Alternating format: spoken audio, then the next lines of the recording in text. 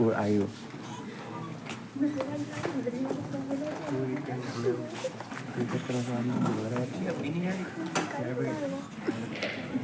आकाश चीरकर सूरज निकला और सुबह हो गई। आकाश चीरकर सूरज निकला और सुबह हो गई। देखो भारत को विकसित बनाने की यात्रा शुरू हो गई।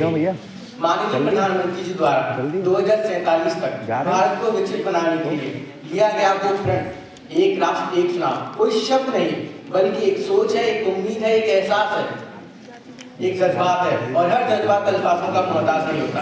मैं मुरैना जिला का निवासी आप सभी को सत नमन करते हुए आज एक राष्ट्र एक चुनाव विकसित भारत की दिशा में एक महत्वपूर्ण कदम है, इस पर अपने विचार व्यक्त करने की छोटी सी कोशिश करूंगा कि यह एक भाषण का विषय ना होकर आप सबके दिल की गहराई में उतर जाने वाले एक विचार बन जाए, वो विचार जो भारत को विकसित बनाने की इस यात्रा में अपना महत्वपूर्ण योगदान देगा।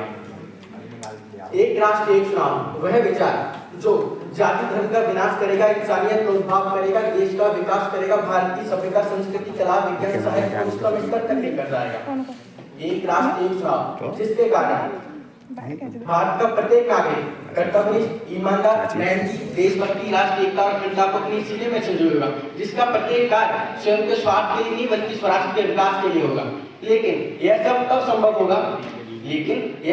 तब संभव होगा जब एक राष्ट्र एक चुनाव का यह विचार, यह भावना भारत के प्रत्येक नागरिक के जिस्म की नस-नस में लहू बनकर दौड़े, वास्तविक कुटुंब की भावना उसके जहन में पनपे।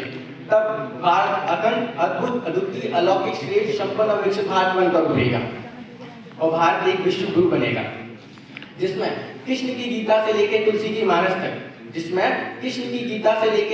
मानस तक, महावीर के तीरथ से लेकर गौतम के त्रिपिटक तक, ऋग्वेद के नारदियों पुरुषों से लेकर इस्लाम के एक बात तक, गांधी जी के विचारों से लेकर क्रांतिकारियों के बलिदान तक के ज्ञान का समावेश होगा।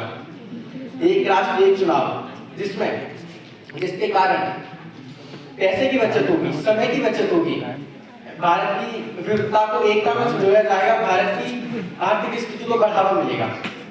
तो मैं नहीं सकता अपनी वाणी को यहाँ पर देता हूँ विराम। जय हिंद, जय भारत, धन्यवाद।